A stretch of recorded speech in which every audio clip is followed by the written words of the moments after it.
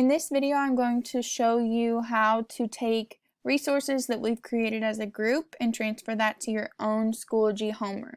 So when you open up Schoology, it will have your course dashboard. We're not going to use a course right now. We want to go up here to Groups and go into Kindergarten Team. On the left-hand side, we want to go down to Resources. Then we'll have different folders. So if you want to copy an entire folder, you'll leave it on this page, come over to the gear, go to the second one down, Add to Course, and you'll find your homeroom. If you want to put it in a separate folder that you've created in your homeroom, you'll find it here.